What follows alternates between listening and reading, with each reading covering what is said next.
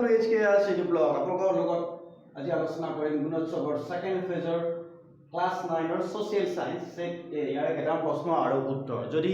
আপোনালোকৰ কিবা সন্দেহ হয় প্ৰশ্নৰ উত্তৰবোৰ ভুল হৈছে বুলি আপোনালোকে শুধৰাই দিবলৈ যত্ন কৰিব বা শুধৰাই দিব আৰু মই ইয়াক গ্ৰহণ কৰিম সো ইয়াৰ এক সোশিয়াল সায়েন্স স্টাৰ্ট হৈছে কোৱেশ্চন নম্বৰ 81 ৰ পৰা 81 ৰ কোৱেশ্চন নম্বৰটো হৈছে তলৰ কোনটো কাৰকে পানী সংৰক্ষণত সহায় কৰে শুদ্ধ উত্তৰটো হৈছে বৰফৰ পানী জমা কৰি থলে মই অকল শুদ্ধ উত্তৰটো এটা কৈ যাম যদি গোটেইবোৰ উত্তৰবোৰ মানে অপচনবোৰ কৈ থাকো তেতিয়াহলে ভিডিওটো দীঘলীয়া হ'ব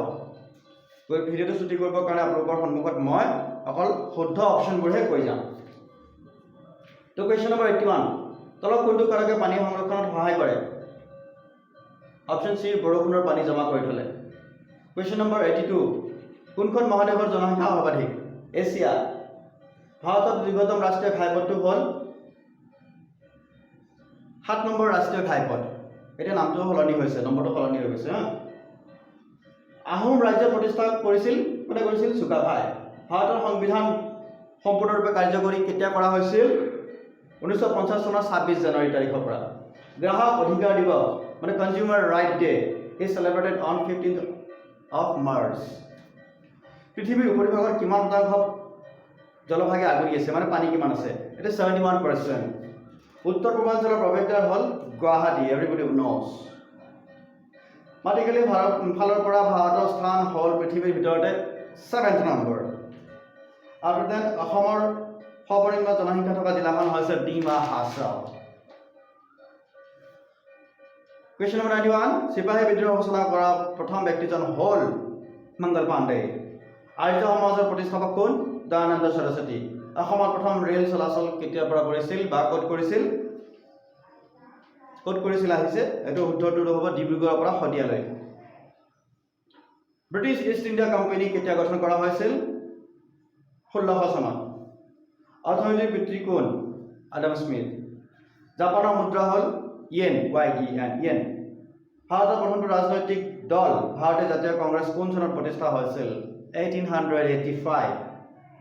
ভাৰতৰ প্ৰথম মৰ্চা চৰকাৰ গঠন হৈছিল কাৰ নেতৃত্বত মুৰাৰজী দেশাইৰ নেতৃত্বত বা তেওঁৰ দিনত ৰাষ্ট্ৰপতীয় চৰকাৰ থকা দেশখন হ'ল ইয়াতে যিকেইটা অপচন দিছে তাৰ ভিতৰত হ'ব আমেৰিকা ভাৰতৰ প্ৰথমটো আঞ্চলিক ৰাজনৈতিক দল কিতাপত দিয়া মতে দ্ৰাবিড় মুন্নেৰা কাজাম মানে DMK কিছু ইয়াত কন্ট্ৰভাৰ্সি আছে কিছুমান আকালি দল বুলিও কয় ইয়াৰ আগতে কিছুমান চৰকাৰী পৰীক্ষা হৈ গৈছে পৰীক্ষাবিলাকত কিছু আকালি দল বুলিও উত্তৰটো দিয়া গৈছে আৰু গুগলত বিচাৰিলে আকালি দলে আহে 1920 চনত স্থাপন কৰা বুজায় তো কিন্তু হয়তো আকালি দলটো আঞ্চলিক দল হৈ নাথাকি গোটেই ভাৰতৰ কিছু কিছু অঞ্চলত বিয়পি গ'ল কিজানি সেইটো কাৰণে হয়তো পিছত আকালি দলটো আঞ্চলিক দল হিচাপে হয়তো ঘোষণা কৰা নহ'ল কিজানি বা কেনসেল কৰা হ'ল কিন্তু আমি জানো আকালি দল পঞ্জাবত আছে আৰু কিতাপৰ মতে DMK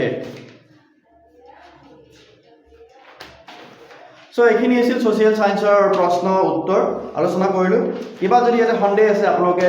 কমেন্টত জনাব আৰু কিবা যদি ভুল আছে শুধৰাই দিব মই সেই ভুলৰ পৰা নিজকে শুধৰাই আপোনালোকৰ ওচৰত আকৌ কাৰেক্টেড ভিডিও আনিবলৈ চেষ্টা কৰিম বা নিজৰ ভুলটো মই নিজে গ্ৰহণ কৰিম আৰু শুদ্ধ উত্তৰটো আপোনালোকক দিম তো চেনেলটো আপোনালোকে সাবস্ক্ৰাইব কৰিব ভিডিও যদি ভাল পাইছে লাইক কৰিব কমেন্টটো কৰিব আৰু লগ বন্ধুৰ মাজত শ্বেয়াৰ কৰিব তেতিয়াহে নলেজটো বিয়পি পৰিব ধন্যবাদ